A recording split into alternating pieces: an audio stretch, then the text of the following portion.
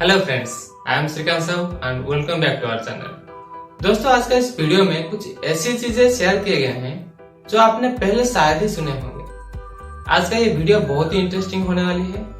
आज के इस वीडियो में आपको बहुत सारी किस्से कहानियां भी सुनने को मिलेगी और इस वीडियो के अंत में एक बहुत ही मजेदार कहानी के साथ ये वीडियो को खत्म किया गया है। सो आप जरूर हमारे साथ बने रहिए इस वीडियो के अंत तक। अगर ये वीडियो आपको अच्छा लगे तो एक लाइक जरूर चाहूंगा और फर्दर नोटिफिकेशन के लिए प्लीज सब्सक्राइब आवर चैनल। सो दोस्तों, देरी किस बात की, चलिए शुरू करते हैं आज का वीडियो।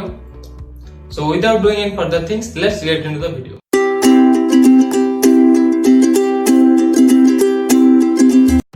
तो दोस्तों, चलिए शुरू करते हैं आज का ये वीडियो।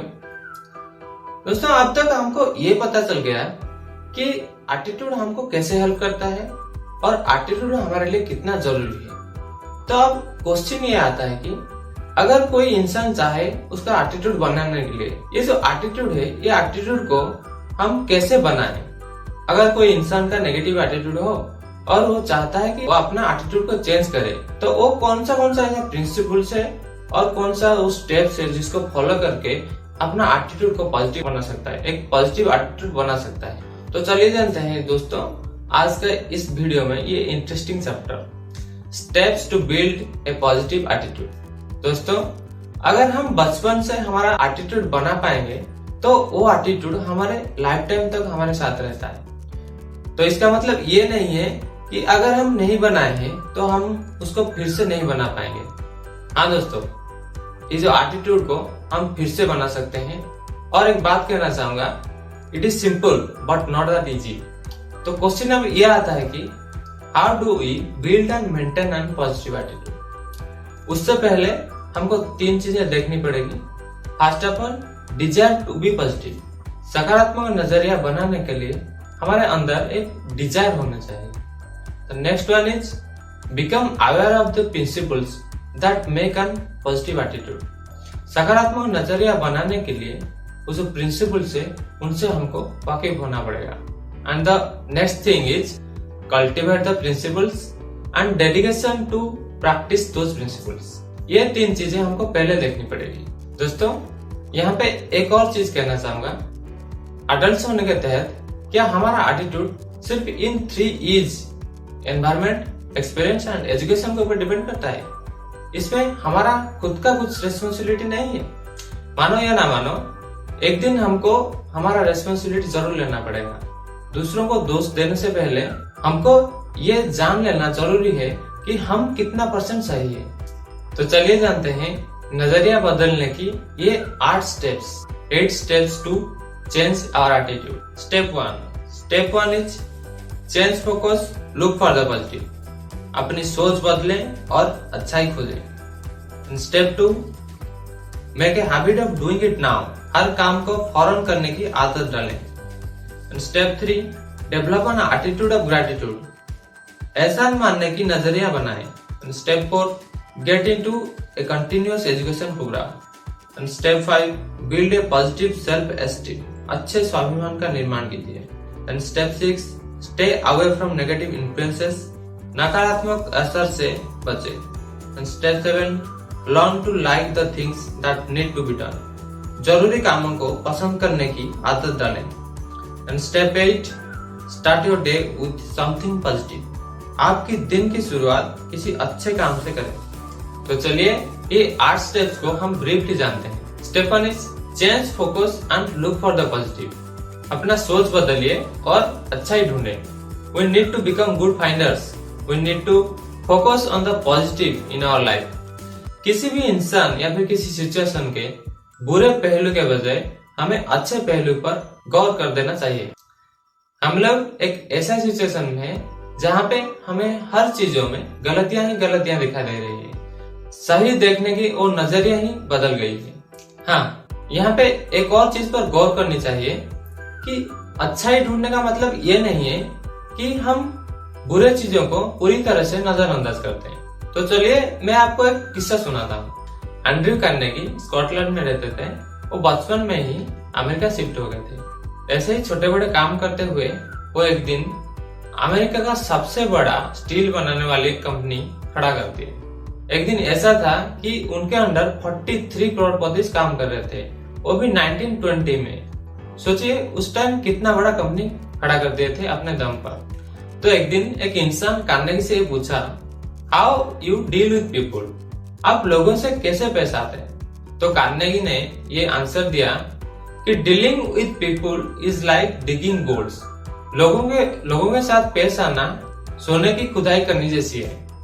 हम लोगों को 1 तोला सोना खोदने के लिए कई टन मिट्टी हटाना पड़ता है, लेकिन हमारा फोकस मिट्टी पर नहीं होता है, हमारा फोकस सोने पर होता है। इस आंसर के पीछे एक बहुत बड़ी इंफॉर्मेशन छुपी हुई है। किसी इंसान या फिर किसी सिचुएशन में अगर हमें अच्छी चीजें नहीं दिख रही हो तो हमें उसके अंदर तक, गहराई तक जाना चाहिए। हमें क्या चाहिए? हमें सोना चाहिए। हमारा मकसद क्या है? हमारा मकसद सोना ढूंढना है। अगर हम किसी इंसान में या फिर किसी सिचुएशन में नेगेटिविटी ढूंढेंगे तो हमको नेगेटिविटी ही मिलेगी। अरे कमियां ढूंढने वाले तो स्वर्ग में भी कमियां ढूंढ लेते हैं, लेकिन हमें क्या ढूंढना है? सोने की या फिर मिट्टी की? अधिकतर लोगों को वही मिलता है जिसकी उन्हें तलाश रहती है। Some people always look for the negative. कुछ लोग ऐसे होते हैं जो हमेशा नेगेटिव ही देखते रहते हैं। कुछ लोग हम ऐसे भी देखे होंगे जो हमेशा क्रिटिसाइज ही करते रहते हैं। वो लोग हमेशा चीजों में नेगेटिविटी ढूंढते रहते हैं, भले ही वो चीज कितना भी पॉजिटिव हो। वो ऐसे क्रिटिसाइज करते रहते हैं जैसे कि उनका ये प्रोफेशन हो, ये काम करने के लिए उनको पैसा मिलता हो। उन लोगों को हम टेक्निकल वर्ड्स में एनर्जी स्टॉकर्स कहते हैं। एक बहुत अच्छी किस्सा है। रॉबर्ट फुल्टन एक साइंटिस्ट थे। वो एक स्टीम बोट का इन्वेंट किए थे। वो एक दिन उस स्टीम बोट को ट्रायल के लिए एक नदी के पास लेके गए और ट्रायल को देखने के लिए बहुत सारे लोग वहां पे जमा हो गए और उन लोगों में वो एनर्जी स्टॉकर्स भी थे। वो जब देखे ये इंजन स्टार्ट कर रहे हैं, वो बहुत जोर से चिल्लाने लगे कि इंजन स्टार्ट ही नहीं होगा। और जब ये इंजन स्टार्ट हो गया और नदी में आगे बढ़ने लगा तो वो लोग फिर से चिल्लाने लगे कि ये इंजन कभी रुकेगी ही नहीं। भाई ये क्या बिहेवियर है? ऐसे लोगों को कभी भी किसी भी चीजों में कभी भी पॉजिटिविटी नहीं दिखाई देती है। तो चलिए दोस्तों, इसको लेकर एक कहानी सुनते हैं। एक शिकारी हुआ करता था। वो एक दिन एक शिकारी कुत्ता खरीदा। वो कुत्ते का यही खासियत था कि वो उड़ सकता था और वो पानी में भी चल सकता था। ये कुत्ते को देखकर ये शिकारी बहुत सरप्राइज हो गया और मन ही मन खुश हो रहा था। वो खुश क्यों हो रहा था? वो खुश इसीलिए हो रहा था, अगर ये कुत्ते को उनके फ्रेंड्स को दिखाएंगे तो वो भी सरप्राइज हो जाएंगे। वो कुत्ते को खरीद के लेके आया और वो एक दिन एक फ्रेंड को बतख शिकार देखने के लिए इनवाइट किए। वो उनके फ्रेंड के साथ एक पॉन्ड के पास गए और वहां पे बैठ के बतख शिकार किए। कुछ बतख शिकार करने के बाद वो अपना कुत्ता से बोला कि जाके वो बतख को कलेक्ट करके उनके पास लौट आए। वो कुत्ता पानी के ऊपर दौड़ते हुए गया और बतख को लेके उसके मालिक के पास लौट आए। ये सारी चीजें उसका फ्रेंड देख रहा था, लेकिन कुछ रिएक्शन ही नहीं दे रहा था। तो वो बतख शिकार करके घर लौटने लगे। घर लौटने के टाइम शिकारी ने अपने दोस्त से पूछा कि आपको आज कुछ अजीब नहीं लगा? आपको कुछ सरप्राइज होने वाला चीज नहीं दिखा? उनका फ्रेंड बोलता है, हाँ आज तो बहुत ही अजीब चीज मेरे साथ हुआ। तो ये शिकारी फिर से पूछता है, तो ऐसा क्या खास चीज आप देखे? वो आदमी ये बोला कि वो कुत्ते में मैं एक खास चीज देखा कि आपका कुत्ता पानी में तैर नहीं सकता। भाई ये क्या चीज हुआ? दोस्तों यहाँ से उस आदमी का थॉट प्रोसेस आप समझ सकते हैं। अगर ऐसा आदमी हमारा जिंदगी में हमको मिल जाए तो हमारा जिंदगी ही पलट जाएगी नहीं। Now come to the next step to change attitude. Step 2, make a habit of doing it now. हर काम फौरन करने की आदत डालें। We all have procrastinated at some time in our life. हम कभी ना कभी कहीं ना कहीं किसी चीज को करने के लिए प्रोक्रास्टिनेट किए होंगे और कभी कभी डिले भी किए होंगे और कभी कभी अवॉइडेंस एटीट्यूड भी रखते होंगे। ये सब चीज मेरे साथ भी हुआ है और ये चीज अभी तक होता आ रहा है। और हम लोग ये भी जानते हैं कि ये सब चीजें करने से हमें फ्यूचर में बहुत पछताना भी पड़ता है। इसी डिले और अवॉइडेंस एटीट्यूड के वजह से हमारा एटीट्यूड, हमारा नजरिया धीरे धीरे नेगेटिव होने लगती है। आप लोग कहीं ना कहीं ये देखे होंगे, ये महसूस किए होंगे कि अगर कोई चीज हम फिक्स टाइम पे खत्म कर लेते हैं तो हमें बहुत खुशी होती है और हमारा अंदर का कॉन्फिडेंस और जोश बहुत बढ़ जाती है। और उसी तरह अगर कोई चीज आधा अधूरा रह जाता है या फिर कोई फिक्स टाइम पर खत्म नहीं होता है, तो उसके लिए हमारा अंदर का जो कॉन्फिडेंस होता है और हमारा जो जोश का लेवल होता है वो धीरे धीरे घटने लगती है। अगर हम पॉजिटिव एटीट्यूड बनाना चाहते हैं तो हमें आज का काम आज करनी चाहिए और हमें आज में ही जीना चाहिए। अक्सर ये चीजें सबके साथ होती है।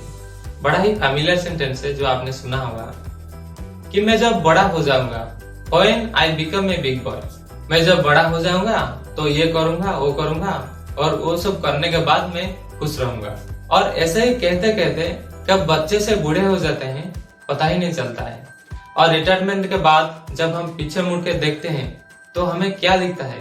हम यही देखते हैं कि हमारी पूरी जिंदगी हमारे आंखों के सामने ही गुजर चुकी है। आप लोग और भी इंटरेस्टिंग लोग देखे होंगे कि वो लोग कोई काम को लेके हमेशा एनालिसिस ही करते रहते हैं। एनालिसिस करना कोई बुरी बात नहीं है, मैं ये नहीं बोल रहा हूँ कि एनालिसिस नहीं करना चाहिए। अगर उनको आप अभी पूछेंगे आप क्या कर रहे हैं, वो बोलेंगे मैं इस काम को करने के लिए प्लानिंग कर रहा हूँ और थोड़ा एनालिसिस भी कर रहा हूँ। और 6 महीने के बाद आप यही क्वेश्चन पूछेंगे, उनका आंसर भी यही होगा, अभी इस काम को बारीकी से एनालिसिस कर रहा हूँ। इसी वजह से वो लोग कभी आगे नहीं बढ़ पाते हैं, वो जहाँ पे होते हैं वहीं पे ही रह जाते हैं। कहने का मतलब यही है कि हमेशा वर्तमान में ही जिए, वर्तमान को खुशहाली बनाइए, वर्तमान को प्रोडक्टिव बनाइए।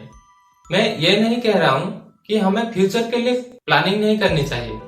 हाँ जरूर, हमको फ्यूचर के लिए जरूर प्लानिंग करनी है और फ्यूचर के रिजल्ट के लिए अभी क्या करना है उसको भी निर्धारित करनी है। और उसको निर्धारित करके आज का जो काम है आज ही करनी चाहिए, बल्कि अभी ही करनी चाहिए।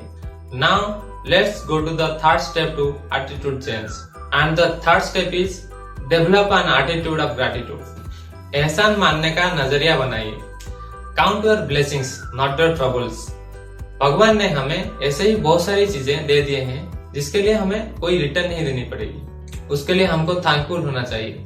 हमारे चारों तरफ जो अच्छी चीजें हैं उसको एक्सेप्ट कीजिए और जो बुरी चीजें हैं उसको जितना हो सके नजरअंदाज करने के लिए ट्राई करें। अक्सर हम न्यूज़पेपर या फिर टीवी पर देखते होंगे, अगर कोई इंसान का एक्सीडेंट में कोई हाथ पैर या फिर कोई आंखें चली गई तो उनको इंश्योरेंस के तरफ से लाखों रुपए मिलते हैं। इनमें से कितने आदमी होंगे जो कि लाखों रुपए के लिए ये सब चीजें करते होंगे? शायद कोई नहीं होंगे या फिर बहुत ही कम लोग होंगे जो कि ऐसा करते होंगे।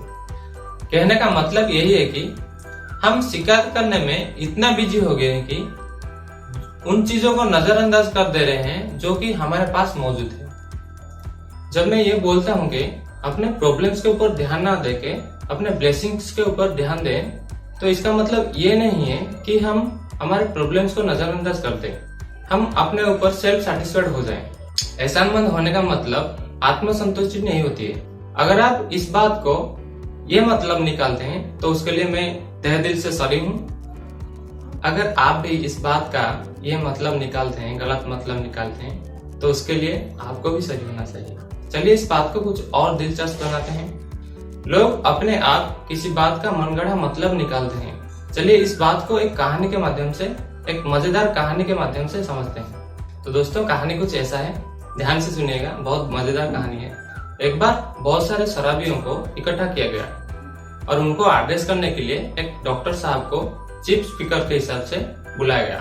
वो डॉक्टर साहब ऐसा कुछ करना चाहते थे कि उसको देख के उन शराबियों को ये पता चल जाए कि ये शराब पीना हमारे बॉडी के लिए कितना हानिकारक है और उसको देख के वो लोग शराब छोड़ने की कोशिश करेंगे। तो उसके लिए वो डॉक्टर साहब 2 कांच का ग्लास लाए, एक ग्लास में सादा पानी लिए और एक ग्लास में शराब लिए और दोनों ग्लास में एक एक अर्थवर्म डाल दिए।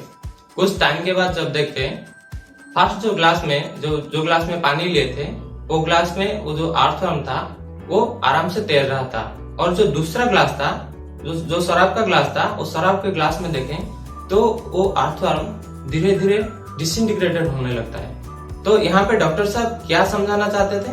डॉक्टर साहब यही समझाना चाहते थे कि जब शराब हमारे शरीर के अंदर जाता है तो हमारे ऑर्गन्स को कितना बैड इफेक्ट डालता है, हमारा ऑर्गन्स धीरे धीरे कमजोर होने लगती है। तो ये सब डेमोन्स्ट्रेशन खत्म हो गया और डेमोन्स्ट्रेशन के बाद डॉक्टर इन शराबियों से पूछे आप लोग ये एग्जाम्पल से क्या सीखे। तो उन शराबियों के अंदर से एक इंसान ने हाथ उठाया और बोला सर मैं बोलूंगा। और डॉक्टर साहब ने जब पूछा वो शराबी बोलता है कि डॉक्टर साहब मुझे यहाँ से ये सीख मिलेगी, अगर हम डेली शराब पीते हैं तो हमारे बॉडी के अंदर जो भी कीड़े होंगे वो सारे मर जाएंगे और हमारा पेट बिल्कुल साफ हो जाएगा, हमेशा हमारा पेट साफ रहेगा। ये अजीब आंसर सुन के वो डॉक्टर साहब अपने सर पर हाथ रख दिए, कहने लगे कि हे भगवान, मैं इनको क्या समझा रहा था और ये क्या समझ गए। तो यहाँ पे कहने का मतलब यही है कि किसी बात का मनचाहा मतलब ऐसे ही निकाला जाता है। हम जो चाहते हैं समझने के लिए वही हम समझते हैं, हम वो नहीं सुनते हैं जो हमें सुनाया जाता है, बल्कि हम वो सुनते हैं जो हम सुनना चाहते हैं।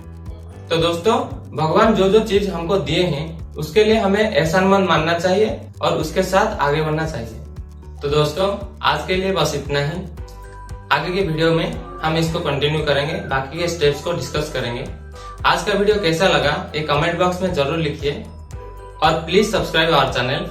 और तब तक के लिए thanks a lot. Keep smiling and stay positive, be happy. Bye bye, have a good day.